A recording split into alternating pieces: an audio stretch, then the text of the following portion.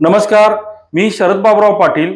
रोकठोक ठोकठोक digital मीडियामध्ये आपल्या सर्वांचं सहर्ष स्वागत करत आहे. अन्न, शेतमाल हे सगळं भेसळमुक्त व्हावं जर अपेक्षा असेल तर शेतकऱ्याला जर चांगलं प्रॉफिट दिलं, त्याला मेकॅनिकली सहाय्यभूत व्हायसाठी, तणनाशकाचा वापर कमी व्हायसाठी मेकॅनिकली तण काढायला त्याला जास्त पैसा लागतो आणि तो दिला तर तुमच्या शेतीतनं जे बाहेर पीक येईल ते भेसळ म्हणजे केमिकल मुक्त येईल पीक, आणि त्यासाठी तर त्याला फायदा दिला नाही तर तुम्हाला असहाय्य म्हणून तो अशी तणनाशक, कीटकनाशक यांचा वापर करून काढलेले पीक रातोरात तुम्हाला तो मार्केटमध्ये आणून विकेल आणि ग्राहकाचं प्रचंड नुकसान होईल.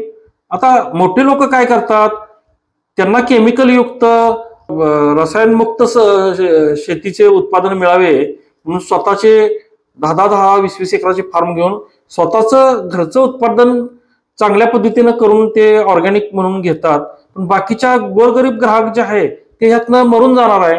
या गोरगरीब ग्राहक जे 90% आणि 10% लोक असे आहेत की ऑर्गॅनिक उत्पादन स्वतः उत्पादन करून स्वतःच्या नियंत्रणात ठेवून आपली तेवढी पोट त्या ऑर्गॅनिक उत्पादनातनं भरून आपण मात्र कुठल्या औषधाशिवाय कुठल्याही दोषाशिवाय राहायचं स्वतंत्र, आणि बाकीचे ग्राहक जे गोरगरीब 90% ग्राहक आहेत ते सगळे या केमिकलच्या वापरामुळं आरोग्याच्या समस्यांना सामोरे जात आहेत. आणि याच मोठ्या लोकांची मुलं जी डॉक्टर होतात लाखो रुपये देऊन, त्यांचे दवाखाने ह्या आमच्या नागरिकांच्या आरोग्याच्या समस्या ह्या केमिकलमुळे वाढल्यामुळं ह्या लोकांचे दवाखाने चांगले चालले. त्यामुळं ह्या मोठ्या लोकांना त्याचा काही फरक पडत नाहीये. शेतकरी पण तोट्यात, ग्राहक पण केमिकल युक्त अन्नपदार्थ खातोय.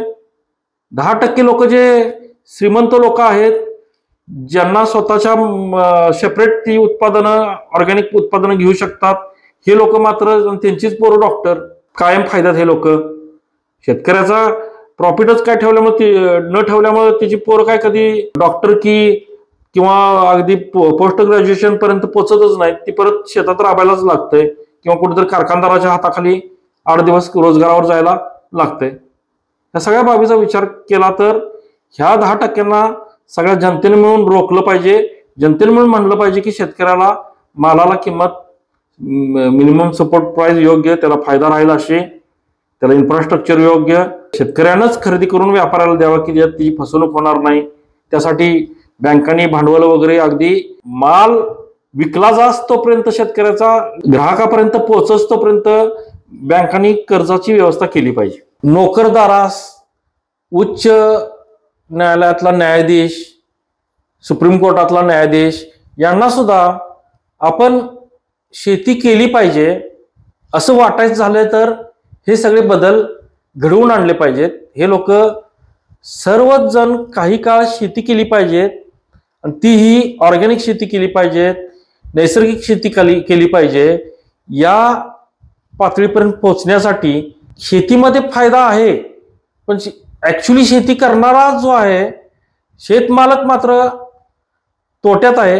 ही परिस्थिती बदलली गेली पाहिजे.